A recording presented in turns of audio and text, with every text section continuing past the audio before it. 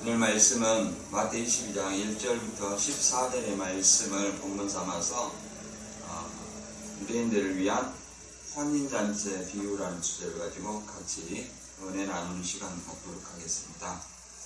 이 마태 22장은 우리가 2학번에도 했는데 다시 한번 상고하는 마음으로 살펴보도록 하겠습니다. 마태 22장 1절부터 14절까지 성경을 통해서 같이 읽어보시면 마태 22장 1절부터 14절까지 읽어볼게요. 같이 읽어보겠습니다. 시작.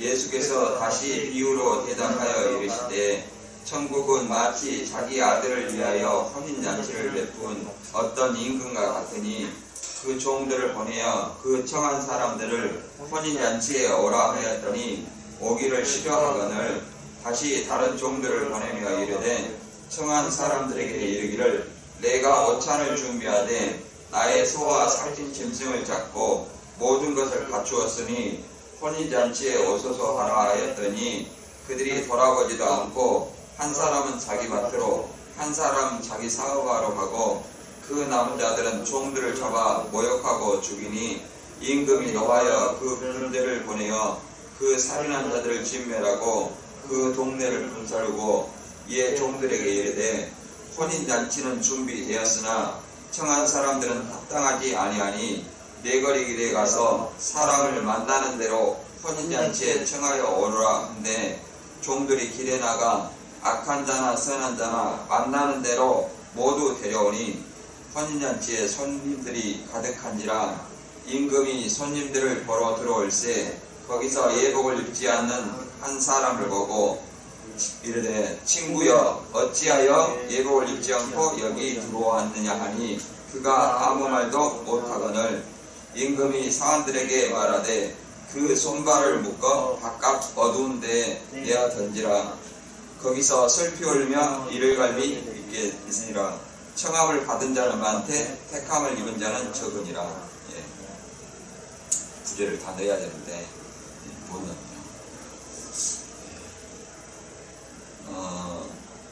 오늘 이 말씀은 크게 보면 두 가지 포인트로 볼 수 있는데요. 이 마태 21장에서부터 예수님께서 혼인잔치를 말씀하시기 전에 두 가지 비유를 먼저 말씀하시고 세 번째 비유거든요. 그래서 그 사건의 현장은 예루살렘 성전의 강마당입니다. 강마당에서 첫째 두 아들의 비유, 그 다음에 농부의 비유, 그 다음에 세 번째가 혼인잔치의 비유를 설명하고 있는데 그들에게 유대인들 그 지도자들에게 하는 말씀이에요. 그래서 이 잔치를 그들을 위한 유대인들을 위해서 잔치를 베풀었다. 그런데 그들이 이 잔치의 초청을 거부했다. 이게 유대인들을 위한 잔치를 초청했는데 거부한 그 이스라엘을 이런 어떤 주제를 가지고 하나 알아보고요. 또 하나는 마지막 때에 이제 사거리길에서 모았는데 거기에 예복을 입지 않고 온 손님이 하나 있었어요. 그래서 예복을 입지 않고 온 손님을 바깥 어두운데 내어 쫓으라 이렇게 말하고 있습니다. 그래서 이 마태 22장의 혼인잔치와 마태 25장의 혼인잔치는 약간 차이가 있습니다. 마태 22장에서는 혼인잔치에 청함을 받지 아니한 사람들은 이미 심판을 받고 청함을 사거리길에서 청함받은 유대인들이 아닌 이방인들은 이제 하나님 나라에 들어와 있습니다. 들어와 있는 상태에서 초청받은 상태에서 예복을 입지 않는 사람을 예수님 재림 때 쫓아내는 바깥 어두운데 쫓아내는 그런 일입니다. 그러나 마태 25장은 이제 예수님이 오실 때에 등과 등불을 밝힌 슬기로운 5처녀는 예수님을 맞이하고 등불을 기름이 떨어져서 기름사로 간 미련한 5처녀는 예수님을 영접하지 못하여 혼인잔치 집에 들어가지 못하는 심판받는. 그러니까 이걸 다시 말하면 마태 22장은 혼인잔치 안에 있지만 안에서 밖으로 쫓겨나는 일이지만 마태 25장은 혼인잔치에 들어가지 못하는 이런 상황을 설명해 놓고 있습니다. 이런 점을 염두에 두시고 한번 본문 1절부터 한번 알아보도록 하겠습니다. 마태 22장 1절부터 2절 읽어보면 예수께서 다시 비유로 대답하여 가라사대 천국은 마치 자기 아들을 위하여 혼인잔치를 베푼 어떤 임금과 같으니. 그러니까 여기서 1절에 예수께서 다시 비유로라는 것은 그 전에 비유를 했다는 거예요. 누구에게? 그리고 대답하여 가라사대. 그러니까 누구에게 대답하냐 이 말이에요. 누구에게 비유로 대답하냐. 그것은 예루살렘 성전에 대제사장과 서기관 바리새인들이 예수님한테 질문을 한 겁니다. 예수님이 성전 방마당에서 복음을 전할 때 무슨 권세로 이러한 일을 하느냐, 누가 권세를 주었느냐. 그러니까 자기들한테 허락을 받지 아니하고 이 성전 방마당에서 행사를 한다는 거죠. 복음을 전한다는 거죠. 그래서 예수님이 두 아들의 비유를 말씀하시고 그 다음에 악한 농부의 비유, 우리가 너무나 잘 알고 있습니다. 그 다음에 그 세 번째로 다시 비유로 그 유대인들한테 대답하는 거예요. 이 세 번째 대답을 말하는데 천국은 마치 자기 아들을 위하여 혼인잔치를 베푼 어떤 임금과 같다, 이렇게 얘기를 합니다. 이것을 누가복음 20장 1절에서 2절 이 병행구절을 통해서 한번 읽어보면요, 이렇게 말하고 있습니다. 이 마태 22장의 시작이 어떻게 되는가? 하루는 예수께서 성전에서 백성을 가르치시며 복음을 전하실 때 대제사장들과 서기관들이 장로들과 함께 가까이 와서 말하여 가로되 무슨 권세로 이런 일을 하는지 이 권세를 준 이가 누구인지 우리에게 말하라. 이 질문에 대답을 예수님께서 하시는 거예요. 다시 비유로 대답하여 가르쳤어요. 몇 번째? 세 번째 비유로 대답하는 거예요. 그러니까 이 대답한다는 것은 대제사장들과 서기관 장로들이 물어보니까 거기에 대한 어떤 대답을 하는 거예요. 뭘 물어봤냐? 누가 여기 성전 방마당에서 복음을 전하라고 얘기했냐 이 말이에요. 누가? 자기들이 허락한 일이었거든. 그래서 우리 허락받지 아니하고 어떻게 이렇게 하냐, 이런 우리 허락을 받지 않았으면 누구한테 이런 권세를 받았느냐, 이런 얘기입니다. 그래서 여기 그림을 보면 예루살렘 성전 이 방마당에 많은 어떤 한전상이 있고 그 다음에 헌금함이 있고 그 다음에 소나 양이나 비둘기, 이 성전에 제사를 드리게 하는 어떤 제물이 있죠. 여기 많은 사람들이 있어요. 그래서 여기서 설교를 하는 겁니다. 이 성소와 지성소에서 설교를 한다는 것은 큰 착각이에요. 성소와 지성소에서는 제사를 드리는 것이지, 여기에서 뭐 장막성전이니 뭐 지성소니 뭐 둘째 장막이니 이렇게 가지고 여기서 설교한다. 거기는 성소는 매일 제사를 드리는 것이고 지성소는 1년에 한 번씩 제사를 드리는 것이지 설교하는 장소가 아닙니다. 유대인들의 어떤 오늘날과 같은 설교하는 예배는 회당 예배예요. 회당 예배. 회당 예배를 성전의 어떤 제사와 착각을 하면 안 됩니다. 그래서 이 매매시장 안에서 성전 방마당에 사람들이 있던 매매시장과 같은 이방인의 뜰에서 예수님이 설교를 하시자 서기관 바리새인들, 대제사장들이 무슨 권세로 이렇게 복음을 가르치느냐, 설교를 하느냐, 그리고 우리가 권세를 주지 않았는데 누구한테 허락을 맡겼느냐, 이런 질문이죠. 그래서 예수님은 두 아들의 비유를 하시고, 그 다음에 악한 농부를 비유하시고, 그 다음에 혼인잔치 비유를 하시는데, 두 아들의 비유는 이제 포도원에 일하러 가라고 했는데, 두 아들이 있는데, 첫째 아들은 예하고 가지 않는 자가 있고, 둘째 아들은 안 가겠다 하고 뉘우치고 간 사람이 있다, 이 말이에요. 그러면 누가 아버지의 뜻대로 했냐? 이제 누가 봐도 이것은 비유로 감춰졌으니까 모르는 것이 아니라 이거는 너무 다 아는 거예요. 문맥을 읽어보면 첫째 아들이 예하고 가지 않았으니까 이게 아버지의 뜻대로 하지 않는 유대인들을 얘기하는 것이고, 아니하고 뉘우치고 간 사람은 누구냐면 세리와 창기라는 거예요. 같이 있었어요, 그 자리에. 비유에서 얘기하는 거죠. 그 다음에 악한 농부의 비유. 이제 싹쓸 받으러 종들을 보내니까 주기를 죽이고 아들까지 죽였다, 이 말이에요. 그러니까 그 포도원을 빼앗아서 제때에 소출을 바칠 수 있는 사람, 다른 농부한테 맡겨야 되겠다, 이렇게 얘기를 합니다. 그러면 이것은 종들을 죽이고 아들을 죽인 자는 누구냐? 바로 유대인들이고 앞으로 자기를 십자가에 매달 것을 예고하는 겁니다. 그리고 제때 소출을 바치는 다른 농부는 누구냐? 예수님을 믿는 오늘날의 그리스도인이고 그리스도인들의 종들을 말하는 거죠.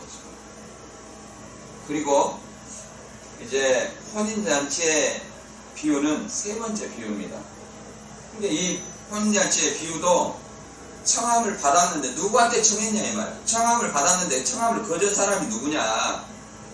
두 아들의 비유에서 예하고 가지 않는 첫째 아들이고, 악한 농부에서 아들까지 죽인 유대인들을 얘기하는 거예요. 청함을 거절했다. 예수님이 청함을 한 그 대상자는 누구냐, 이 말이에요. 유대인들이다.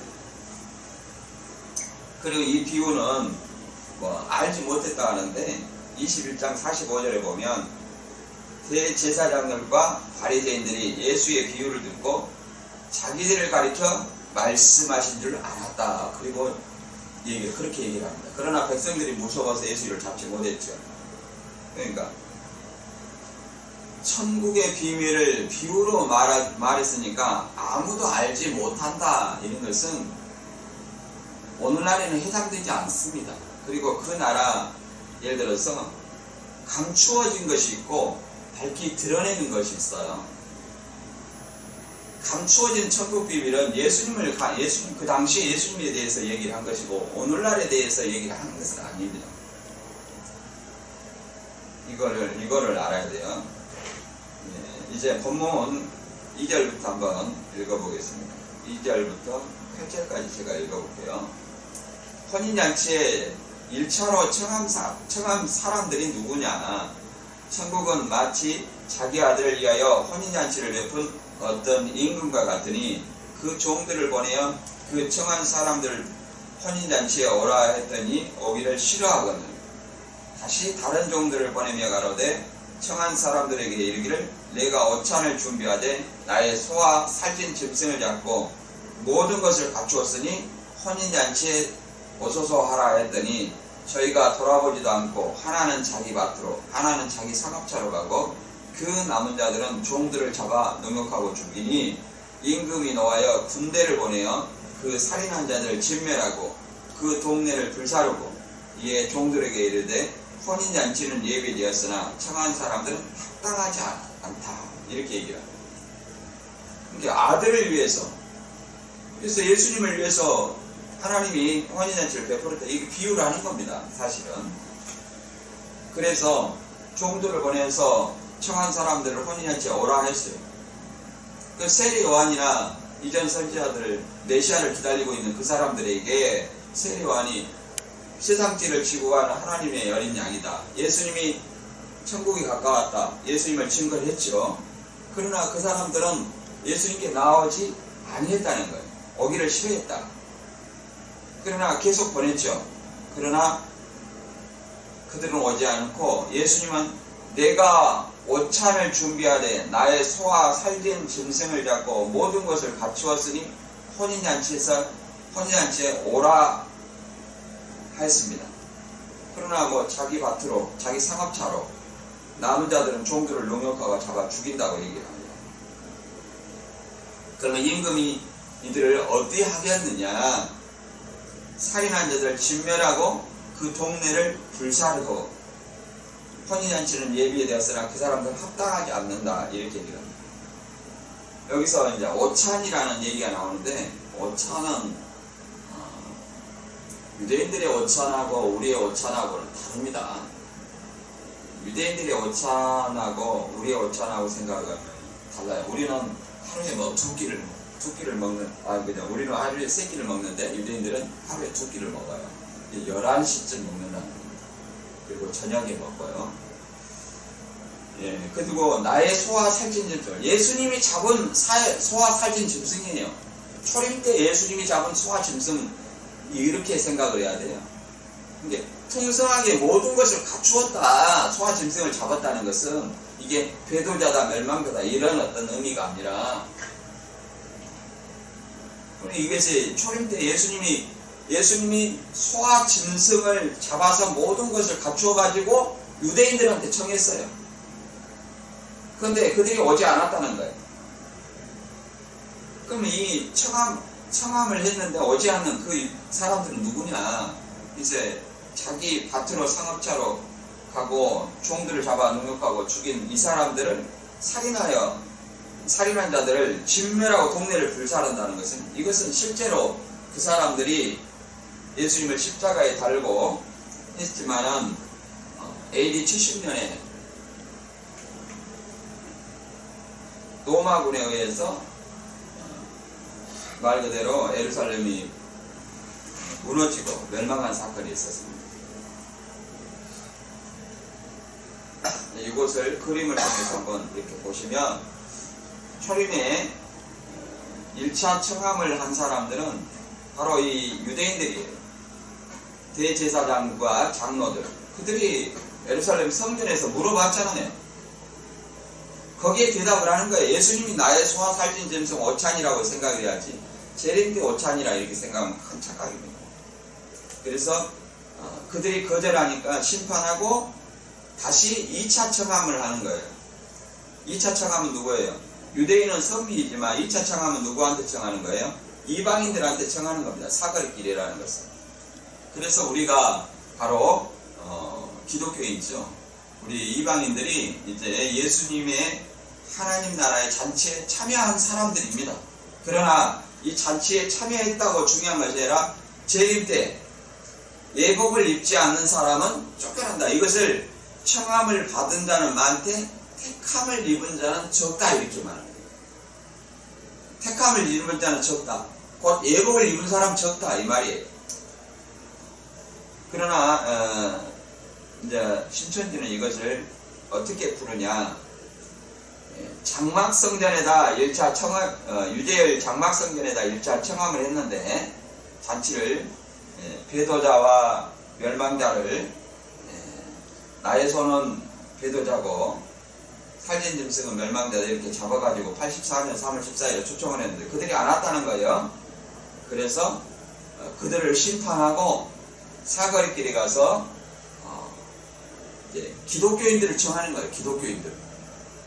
그래서 신천지 14만 4천을 만든다 이렇게 얘기를 하는데, 이것은 말 그대로 아전인수격인 해석이고, 재림은 초림때와 같다 이렇게 성경에 없는 말씀을 유추해서 해석하는 것이니, 이것이 바로 계시록에 가감하는 자다 이렇게 말할 수 있습니다. 요즘에는 이제 91년 3월 14일에 뭐 혼인잔치를 했다고 하다가 다시 계시록 18장 바벨론 심판하고 아마겟돈 전쟁 중이다 이렇게 얘기를 하는데, 혼인잔치가 다시 취소되고, 그 사람 이게 말이 좀 안 맞죠. 뭐 예식장 잡아놨다가 예식장을 취소하는 격이라고 이렇게 말할 수 있습니다. 여기 이제 이렇게 낱말을 한번 정리를 해봤는데요. 첫째, 임금은 누구냐? 하나님이고, 아들은 메시아.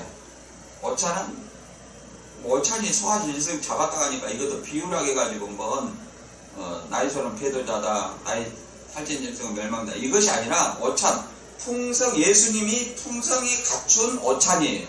그래서 예수님이 복음이에요. 예수님 복음. 예수님의 복음 뭐예요? 구약에 너희들이 메시아를 기다렸으나 이 메시아로 내가 너희를 출현했다, 이런 말씀이 복음이죠. 그리고 보냄받은 종들은 누구예요? 선지자들이죠. 세례왕까지. 그래서 1차 청함받은 자들은 유대 지도자들을 얘기하는 겁니다. 유대 지도자들을 얘기한다는 것은 이스라엘 민족을 같이 청함을 하는 거죠. 그러나 그들이 거절한 거죠. 그래서 거절하니까 그들을 심판하고 사거리길 해서 만나는 대로 청하여 오너라. 만나는 대로 선한 자나 악한 자. 그러니까 이제 하나님 나라에 예수 믿는 사람들은 꺼도 될 것 같아요. 예수 믿는 사람들이 이렇게 하나님 나라에 들어왔다 할지라도 그게 뭐냐면은 선한 자나 악한 자는 다 초청했기 때문에 예수 믿는다고 다 예복을 입고 선하다고 볼 수 없는 거예요. 예수를 믿는 척, 옷을 입은 척 할 뿐이지 악한 자도 있다는 거예요. 그러나 우리가 판단할 수는 없고 마지막 때에 예수님이 재림할 때 예복을 입지 않는 악한 사람들 쫓아낸다, 그런 말입니다. 이것을 다시 이제 혼인잔치 오찬에 대해서 초점을 가지고 알아보면, 내가 오찬을 준비하되 나의 소와 살찐 짐승을 잡고 모든 것을 갖추었다, 이렇게 얘기를 하거든요. 근데 이것을 누구를 위해서 갖췄냐 이 말이에요. 누구를 위해서. 세번역을 한번 읽어보면 초대받은 사람들이 가서 음식을 다 차리고 황소와 살찐 짐승을 잡아서 모든 준비를 마쳤으니, 이렇게 말합니다. 그래서 음식을 다 차리고, 이건 누가 차린 거예요? 초림 때 예수님이 차렸다는 사실을 알아야 돼요. 그리고 황소와 살찐 짐승을 잡아서 모든 준비를 맞추었다, 이렇게 얘기를 합니다. 현대어 성경은 이렇게 말하고 있어요. 모든 준비가 끝나고 고기를 굽고 있으니 속히 오라. 그러면 여기는 뭐예요? 그것이 소고기인지 짐승고기인지 몰라요. 이게 구분이 안 됩니다. 그러니까 이 말씀은 아주 예수님께서 풍성한 오찬을 준비했으니까, 너희들이 먹고 남을 만한 풍성한 오찬을 준비했으니까 속히 와라 하고 유대 지도자들과 이스라엘 선민에게 청하는 겁니다. 이 오찬이 뭔지 마태 9장 14절과 15절에 읽어보면 이렇게 되어 있어요. 제가 한번 읽어볼게요. 마태 9장 14절 15절 읽어보면, 그때 요한의 제자들이 예수께 나와 이르되 우리와 바리새인들은 금식하는데 어찌하여 당신의 제자들은 금식하지 아니하나이까? 예수께서 그들에게 이르시되 혼인집 손님들이 신랑과 함께 있을 동안에 슬퍼할 수 있느냐? 그러나 신랑이 빼앗길 날이 이르니 그때에는 금식할 것이니라. 그러니까 여기서 예수님이 지금 혼인잔치를 차려놨다는 거예요. 혼인잔치를. 그래서 누가 먹고 있어요? 혼인집 손님들이 1차로. 제자들이 먹고 있어요. 그러나 혼인잔치집에 청함을 받았어도 거절한 그 사람들은 잔치집 음식을 예수님이 차려놓은, 예수님이 베푼 음식, 곧 예수님의 복음을 들어요, 못 들어요? 못 듣는 겁니다. 이것은 육적으로나 영적으로 마찬가지입니다. 그 사람들은 세례요한의 제자들과 바리새인들은 율법을 지키기 때문에 육적인 금식을 하는 거예요. 그리고 실제로 영적으로도 예수님의 복음을 들어요, 못 들어요? 못 들으니까 영적인 금식을 하는 겁니다. 그러나 정작 먹어야 될 혼인잔치집의 음식, 곧 예수님의 복음은 그들이 거절하는 그런 결과를 낳은 거죠. 예수님은 이제 십자가에 돌아가시면 진짜로 금식해야 되지 않느냐 이렇게 얘기를 하는 겁니다. 요한복음 1장 6절에서 8절도 세례요한이 누구에 대해서 얘기를 하냐면 하나님께로서 보내심을 받은 사람은 이제 세례요한이죠. 저가 증거하러 왔으니 곧 빛에 대하여 증거하고 모든 사람으로 자기를 인하여 예수님을 믿게 하려 함이라. 그는 이 빛이 아니여 이 빛에 대하여 증거하러 온 자라.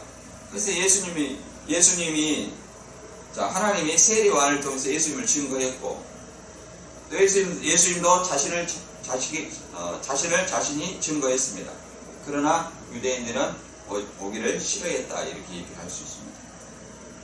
9절부터 14절까지 읽어보고 예복에 대해서 한번 알아보도록 하겠습니다. 사거리 길에 가서 사거리에 선한 자나 악한 자나 청하고 9절부터 14절까지 제가 읽어볼게요. 22장 9절부터 사거리 길에 가서 사람을 만나는 대로 혼인잔치에 청하여 오라 한데 종들이 길에 나가 악한 자나 선한 자나 만나는 대로 모두 데려오니 혼인잔치에 손님들이 가득한지라. 임금이 손님들을 보러 들어올세 거기서 예복을 입지 않는 한 사람을 보고 이르되 친구여 어찌하여 예복을 입지 않고 여기 들어왔느냐 하니 그가 아무 말도 못하거늘 임금이 사람들에게 말하되 그 손발을 묶어 바깥 어두운 데 내던지라. 거기서 슬피 울며 이를 갈게 되리라 하니라. 청함을 받은 자는 많되 택함을 입은 자는 적니라. 이렇게 말합니다. 그래서 이제 유대인들은 심판 받았어요. 그 다음에는 누구예요? 사거리길에서 아무나 선한 자는 유대인들이라 말할 수 있죠. 악한 자는 누구? 이방이라 말할 수 있어요. 이게 유대인이든 이방이든 이제는 가리지 않고 누구나 예수님의 청함을 받아서 혼인잔치에 들어올 수 있다는 거예요. 그러나 문제는 마지막 때에 오늘 많은 어떤 기독교인들이 예수를 믿는다고 하지만 여기에 이 혼인잔치집 안에는 선한 자나 악한 자가 있고 누가 예복을 입었는지 누가 예복을 입지 않았는지 그걸 모르는 거예요. 언제 알아요? 예수님의 재림 때에 임금이 손님을 돌아볼세 그러잖아요. 어찌하여 예복을 입지 않고 여기 들어왔느냐? 그러면 잔치집에는 뭘 하고 들어와야 돼요? 예복을 입고 들어와야 됩니다. 예복을. 골로새서 3장 11절에 보면 이 선한 자나 악한 자나 청한다는 것처럼 이 하나님 예수님을 믿는 데는 이제 유대인이나 이방이나 차별이 없어요. 골로새서 3장 11절에 거기는 헬라인과 유대인이나 할례당과 모할례당이나 야인이나 스구디아인이나 종이나 자유인이 분별할 수 없나니 오직 그리스도는 만유시요 만유 안에 계시느니라 이렇게 말합니다. 그래서 헬라인이나 유대인이나 이방인이나 선민이나 할례당이나 무할례당이나 할례당은 율법을 지킨 자나 율법을 지키지 않는 자, 야인이나 구스나 헬라인이나 이렇게 아는 사람이나 그 다음에 종이나 자유인이나 이것은 신분이 주인이나 종이나 차별이 있다는 거에 있다는 분별이 있을 수 없다. 오직 예수 그리스도만 만유해 주시어 만유 안에 계심이라 이렇게 말하고 있습니다. 그래서 이제 유대인들이 심판을 받음으로 말미암아 예수님의 혼인잔치에는 선한 자나 악한 자나 누구나 차별이 없이 들어왔어요. 그러나 누구나 예수 그리스도를 믿는다고 해서 다 선한 자가 되는 것이 아니라 예복을 준비해야 돼요. 예복을 입고 들어와야 돼요. 어찌하여 예복을 입지 않고 여기 들어왔느냐 하는 것처럼 이제 구약에 보면 왕하 10장 22절에 보면 예후가 예복 맡은 자에게 이르되 예복을 여다가 무릇 바알 섬기는 자에게 주라 하며 저희에게로 예복을 가져온지라 이렇게 말합니다. 우리가 그 사극에도 보면 임금을 만날 때 평소에 입던 옷을 입고 들어가는 것이 아니에요. 마찬가지로 정해진 예복을 가지고 갖춰 입고 예복을 들읍니다. 우리가 예식장에 갈 때도 그 예식장에 합당한 예복을 입고 들어가는 거예요. 그런 것처럼 예수님이 하나님 나라의 혼인잔치는 어떤 예복을 입고 들어가야 되냐? 자, 계시록 19장 7절에 보면 이렇게 말하고 있습니다. 우리가 즐거워하여 크게 기뻐하여 그에게 영광을 돌리세. 어린 양이 혼인 기약이 이르렀고 그 아내가 예비되었으니 그에게 허락하사 빛나고 깨끗한 세마포를 입게 하셨은즉 이 세마포는 성도들의 옳은 행실이로다 하더라. 이렇게 말하고 있습니다. 그러면 혼인 기약이 이르렀고 아내가 예비되었는데 여기서는 이제 마태 22장하고 다르죠. 여기는 아내라고 얘기하는 거예요. 그러나 마태 22장에는 아내가 아니라 손님으로 가는 거예요. 특성이 그럽니다. 근데 예복을 입어야 돼요. 근데 어떤 예복을 입어야 되냐? 이 세마포는 성도들의 옳은 행실이라 이렇게 얘기를 합니다.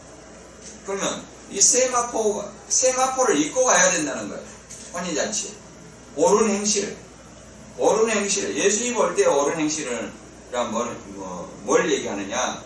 로마서 13장 14절에 보면 예수 그리스도로 옷 입고 예수님의 복음을 믿고 또 갈라디아서 3장 27절에 보면 누구든지 그리스도와 합하여 세례를 받는 자는 그리스도로 옷 입었느니라. 이 말씀을 종합해 보면 그리스도와 합하여 세례를 받는다. 곧 이 그리스도인이 되는 사람은 그리스도인답게 옳은 행실을 해야 된다는 거예요. 옳은 행실.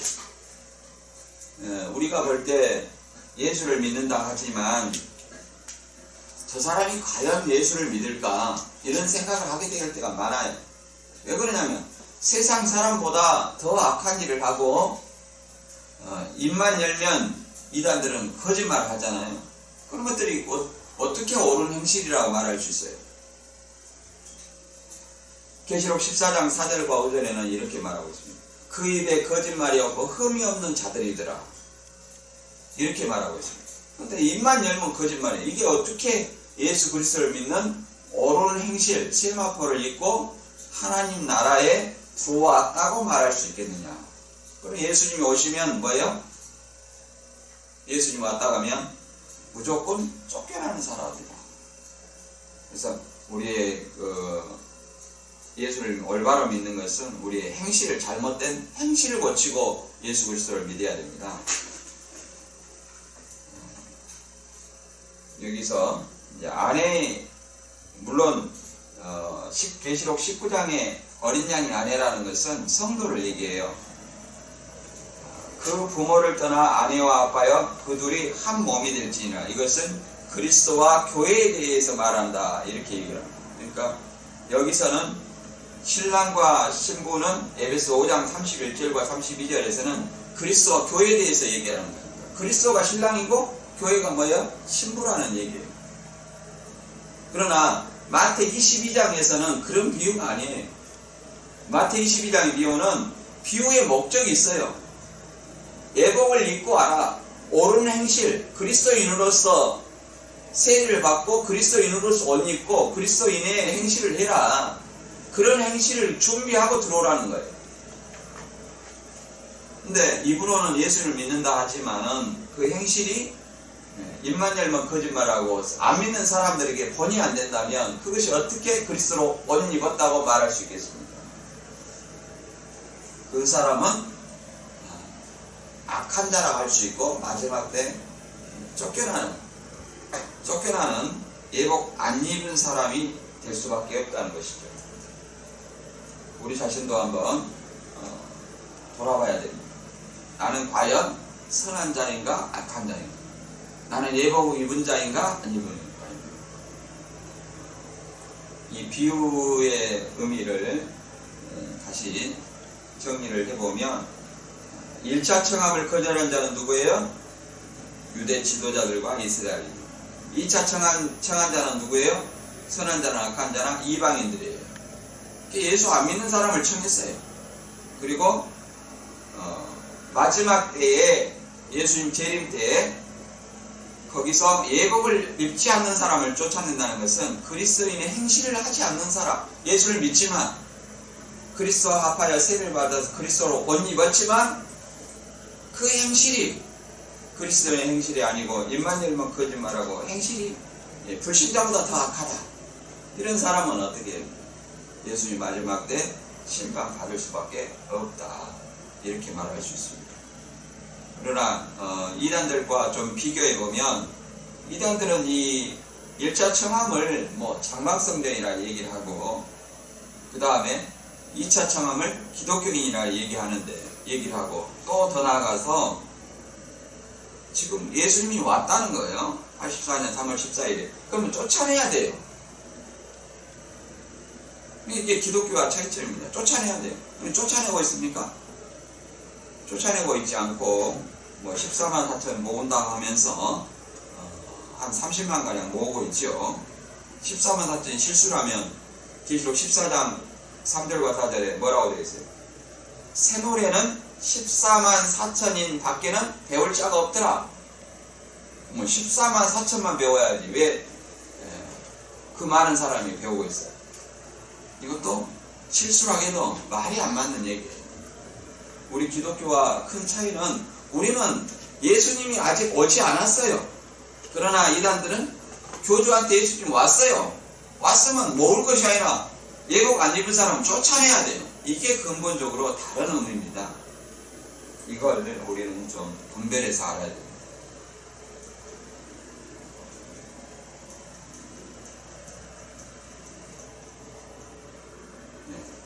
오늘 말씀을 간단히 다시 한번 정리하고 마치도록 하겠습니다. 예수님께서는 예루살렘 성전 방마당에서 복음을 전하고 있을 때 대제사장과 장로들이 무슨 권세로 이러한 일을 하느냐, 누가 이 권세를 주었느냐 이렇게 물어볼 때 두 아들의 비유와 악한 농부의 비유를 하시고 오늘 본문인 혼인잔치의 비유를 했습니다. 그들에게 대답하여 가라사대. 이 말이 핵심이에요. 오늘날 우리한테 하는 말이 아니라 누구한테 한 말이에요? 먼저 1차는 그 당시 유대인들한테 한 말이에요. 그들한테 대답해서 내가 왜 이 복음을 전하느냐? 바로 하나님 이스라엘이 잃어버린 양이라는 유대인들한테 한다 이 말이에요. 그래서 그들에게 먼저 소와 짐승을 잡은 오찬을 풍성하게 예수님 복음을 전했지만 그들이 들으러 오려고 해요 안 해요? 안 한다 이 말이에요. 그래서 그들을 심판하고 실제로 AD 70년에 예루살렘 성리 노마에 의해서 심판받았습니다.